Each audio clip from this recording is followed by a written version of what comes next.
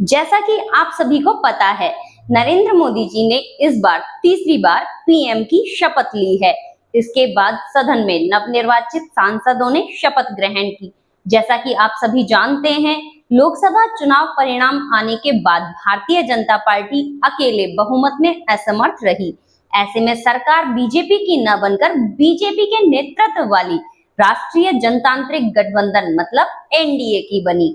और जब तक मंत्री परिषद का बंटवारा नहीं हुआ, जब तक मंत्रिमंडल का डिसीजन नहीं हुआ, तब तक सभी को लग रहा था कि बीजेपी सहयोगी दलों को साथ में रखने के लिए एनडीए में निश्चित रूप से भर भर कर पद देगी। सभी के द्वारा विचार लगाया जा रहा था कि टीडीपी और जेडीयू पार्टी की मांगों को माना जाएगा। यहाँ टीडीपी 5 कैबिनेट पद मांग रही थी, तो वहीं जेडीयू अपनी तरफ से रेल मंत्रालय, फाइनेंस मिनिस्ट्री जैसे पद मांग रहा था।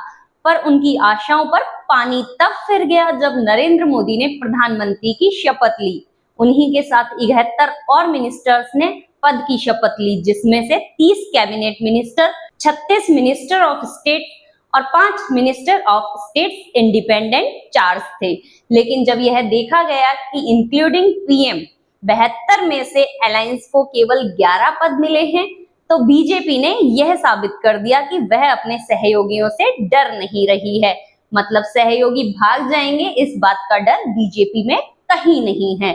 अगर इस चीज का डर होता तो सहयोगियों को वित्त मंत्रालय, गृह मंत्रालय, रेल मंत्रालय जैसी ही की पॉइंट पद दिए जाते।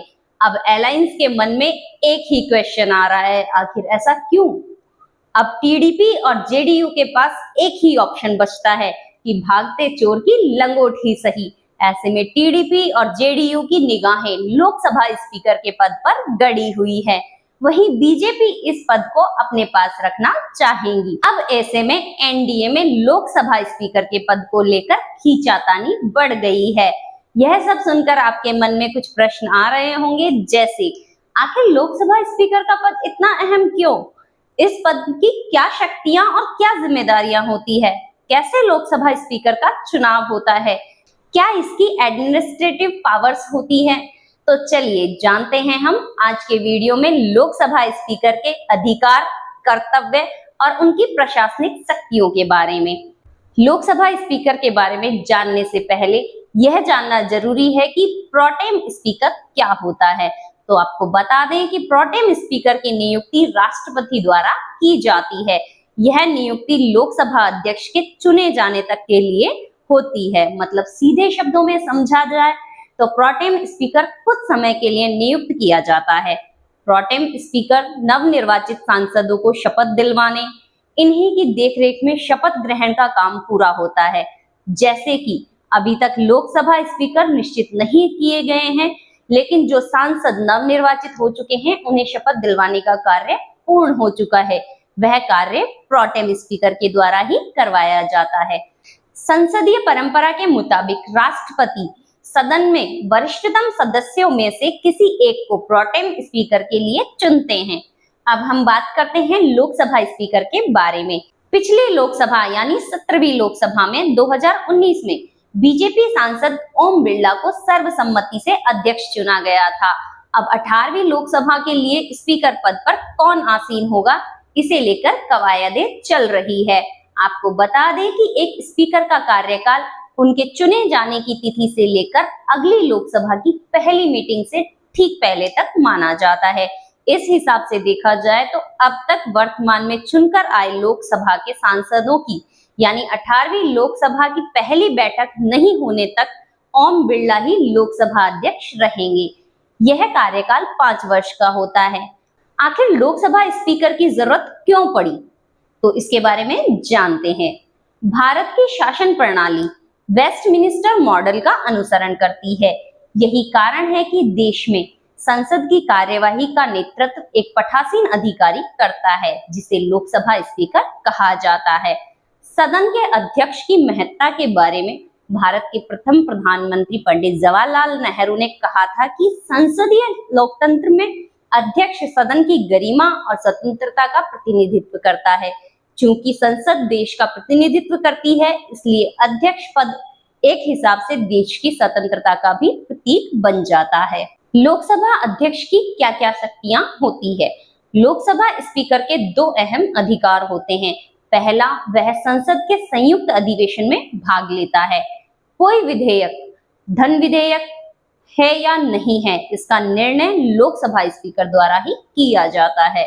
अध्यक्ष सदन की बैठकों की अध्यक्षता करता है। साथ ही में सदन की कार्यवाही और संचालन के लिए नियम और विधि का सुचारू निर्वहन का जिम्मा भी अध्यक्ष पर ही होता है। स्पीकर की जिम्मेदारी होती है कि वह सदन की व्यवस्था बनाए रखे, जिससे कि सदन का सुचारू संचालन हो सके। इसके लिए वह निर्धारित नियमों के तहत कार्यवाही भी कर सकते हैं। सदन के अध्यक्ष ही लोकसभा सदस्यों को सदन में बोलने की अनुमति प्रदान करते हैं। साथ ही उनके वक्तव्य का समय निर्धारित भी करते हैं कि कौन कितने समय तक अपनी बात सदन में रख सकता है। लोकसभा अध्यक्ष सदन में राजनीतिक दलों या समूहों को मान्यता प्रदान करते हैं।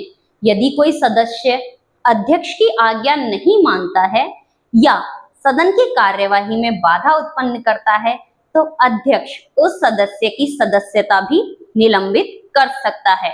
इतना पावरफुल होता है लोकसभा स्पीकर का पद। लोकसभा स्पीकर की शक्तियों को संविधान के संशोधन के बाद और ज्यादा पावरफुल बनाया गया है। दल बदल विरोधी अधिनियम संशोधन अधिनियम 1985 द्वारा स्पीकर की भूमिका को पावरफुल किया गया है। इसमें स्पीकर दल बदल कानून के अंतर्गत सदस्यों की सदस्यता भी रद्द कर सकते हैं। किसी भी प्रस्ताव पर वोटिंग के समय स्पीकर भूमिका काफी अहम रहती है। यदि किसी विधेयक पर पक्ष और विपक्ष दोनों के मत विभाजन के बाद संख्या बराबर आ जाए, तो लोकसभा स्पीकर को अधिकार है कि वह अपना वोट दे। वहीं तय भी कर सकते हैं कि विधेयक पास होगा या नहीं होगा। अध्यक्ष की अनुमति के बिना किसी भी सदस्य को सदन के परिसर में गिरफ्तार नहीं किया जा सकता और न ही फौजदारी या दीवानी कानून के अंतर्गत उन्हें कोई आदेश दिया जा सकता है। इस तरह सदन के मेंबर्स की रक्षा सुनिश्चित करने की जिम्मेदारी भी स्पीकर की ही होती है। आपको बता दें कि मोदी कैबिनेट के शपथ ग्रहण और पोर्टफोलियो बंटवारे के बाद 24 जून से संसद का बजट शुरू हो सकता है। इसके साथ ही 26 जून को लोकसभा स्पीकर का चुनाव भी किया जा सकता है। सूत्रों के मुताबिक संसद का 8 दिवसीय विशेष सत्र 24 जून से 3 जुलाई तक चल सकता है। संसद के विशेष सत्र में 24 और 25 जून को नए सांसदों को शपथ ग्रहण हो सकती है और 26 जून को लोकसभा अध्यक्ष का चुनाव होने की संभावना है। बता दें कि 4 जून को लोकसभा चुनाव 2024 के नतीजे आए थे, जिसमें भाजपा के नेतृत्व वाली एनडीए गठबंधन ने 293 सीटों के साथ जीत हासिल की थी।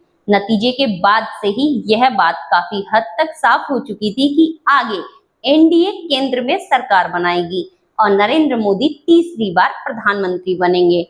9 जून को प्रधानमंत्री नरेंद्र मोदी के साथ ही 72 नेताओं ने मोदी कैबिनेट की शपथ ली थी। इसके ठीक अगले दिन यानी 10 जून को सभी मंत्रियों को पोर्टफोलियो का बंटवारा भी कर दिया गया था। इसी प्रकार की आगे की रोचक जानकारियों के लिए जुड़े रहिए हमारे चैनल से और लाइक एंड सब्सक्राइब करना ना भूलें। धन्यवाद।